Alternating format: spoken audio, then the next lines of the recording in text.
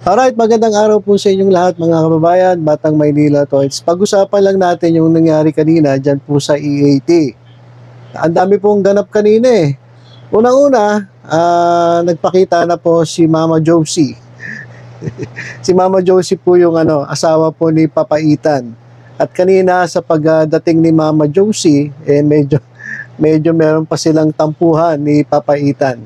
At para lang magkabate, ay naglaro muna sila ng Give Me 5. At yun, nung nanalo sila, eto na, nagkabati na itong mag-asawa.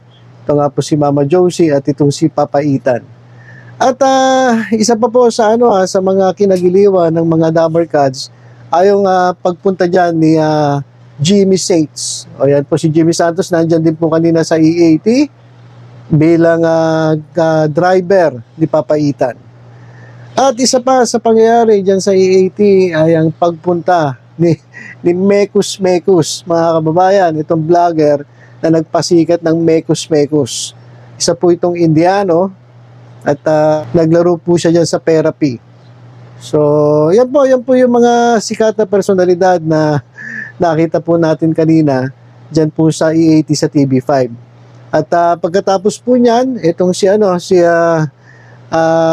Jose Manalo, Wally Bayola at si Ryan Agoncillo ay nagpunta po dyan sa Mandaluyong para po sa sugod bahay. At dyan pa sa sugod bahay mga kababayan, kapansin-pansin na wala na naman si Zombie. So hindi natin alam kung bakit wala si Zombie dyan sa sugod bahay. So napakaganda ng kanilang sugod bahay at nakakayak sapagkat yung nanalo, inabigyan ng malaking papremyo ay yung dalawang bata pati yung kanilang tatay kasi yung nanay nila nasa abroad at talagang nagtrabaho bilang OFW para maitaguyod ang kanilang pamilya. So yun po yung nangyari dyan sa EAT at isa mga kababayan sa highlight dyan po sa EAT sa TV5 kanina, itong kanilang Halloween special ay yung pagpapakita ng kanilang mga performance at susuot nila yung iba-iba nilang mga costumes. At ang pinakamatindi mga kababayan ay itong costume ni Joey De Leon. At marami na naman siguradong magre-react dito ng mga TVJ bashers, lalong-lalo na yung taga-suporta nung kabila. Nung It's Showtime na umeri uli Congratulations dito sa It's Showtime balik sila, balik programa na naman sila. Sana lang mag-ingat-ingat kayo. Iwas-iwasan nyo na kasi yung mga birong pang comedy bar. Okay naman yan sabay-sabay. Mas maganda nga marami na pipili ang tao kung anong pipiliin nilang noon time shows. Dapat ayusin nyo lang yung inyong programa. Huwag nyo gawing comedy bar kasi ang comedy bar, okay yan. Pero panggabi yan hindi yan pang wholesome. So kung gusto nyo magtagal ang inyong programa at hindi na uli kayo masuspindi, ayusin nyo. Tigilan nyo yung mga birong kabastusan, yung mga birong hindi angkop para sa mga manonood, lalong-lalo na sa mga bata. Paalala lang po yan dyan sa It's Showtime. At dito naman sa Tape Bulaga, wala namang problema, tuloy-tuloy pa rin sila sa kanilang pag-ere. So, dito po sa EAT, ito nga po, gusto ko ipakita sa inyo yung controversial na performance ni Henyo Master Joey De Leon dyan po sa EAT kanina. Ito po, panoorin natin mga kababayan. Joey, pinagsasabi mo dyan. Yeah. Ang pangalan ko ay Dugo. Dugo, kaya basahin niyo ako. Basahin niyo. Kahit basahin niyo, okay. Kaya nga, blood is red. O, gets niyo ba? O, hindi. Wala, mahihina kayo. Okay, mga kaibigan, ngayon po ay Halloween. Narinig ko may nag-knock-knock ng Halloween. Ngayon, i-explain ako, ano ba ang Halloween? Ang Halloween po ay simple lang, Halloween. Halloween nyo ang utak. Halloween nyo ang utak nyo ng hindi... Ano mangyayari? Pag hindi nyo hinalo utak nyo, hindi nyo ginamit. Tutulong. Sebo. Ngayon, basahin nyo yung Sebo ng pabaliktad. May hina kayo talaga, no? Okay. Obese. Okay, gusto niyo ba maging obese? Okay. kaibigan, marami kayo nababasa dito kay Dugo. Ayan. Okay.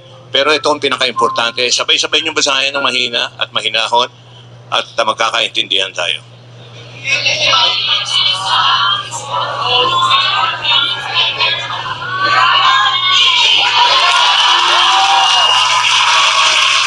Ibig sabihin, pag ginamit nyo yung utak nyo, hinalo-haluin nyo pa, tatalino kayo, magkakaroon kayo ng wisdom. Okay, ngayon, mga kaibigan, itong munti kong kwento ay may kaugnayan dito. Ang title nito ay, gagamitin ko na yung pangalan ni Raisa. Si Raisa at ang Pusa. Ang ganda po niya. Ako ay storytelling ako eh. Si Raisa at ang Pusa. Once upon a time, nag-usap si Raisa at ang Pusa. Ang sabi ni Raisa, "Hoy Pusa, ano pangalan mo?" Sumagot ang Pusa. Ang sabi ng Pusa, "Wala." Sabi ni Raisa, "Ano? Wala kayong pangalan? Ako, Raisa. Ikaw, walang pangalan?" Ito ang sagot ng Pusa, "Oo naman. Kayong mga tao, may mga pangalan kayo kasi hindi nyo lubos na nakikilala ang mga sarili nyo." Yun ang sabi niya.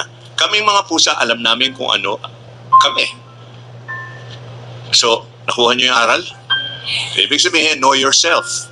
Kaya kami, mga kaibigan, katulad nyo, kami mga Dabarkads, kahit saan kami mapunta, kilala namin kayo at kilala nyo kami. Kahit ano pa ang pangalan namin. Okay? Yun lamang po at maraming salamat po.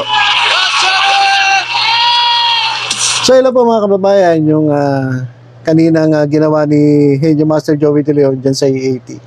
At kung pag-aaralan nyo maigi yung kanyang sinabi at yung kanyang mga ipinakita dyan sa kanyang uniforme o dyan sa kanyang Halloween costume, napakalalim po ng ibig niyang sabihin. At yung mga legit Dabarkads lang ang makakaintindi nito. Pero pasimplihin na lang natin mga kababayan. Ito lang naman ang ibig sabihin ni Henyo Master Joey De Leon.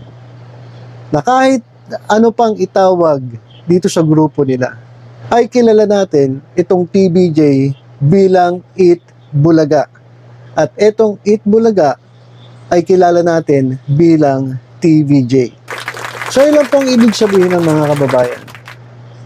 Bagamat gamitin ng iba yung pangalang Eat Bulaga, kailangan nila yun para makilala sila.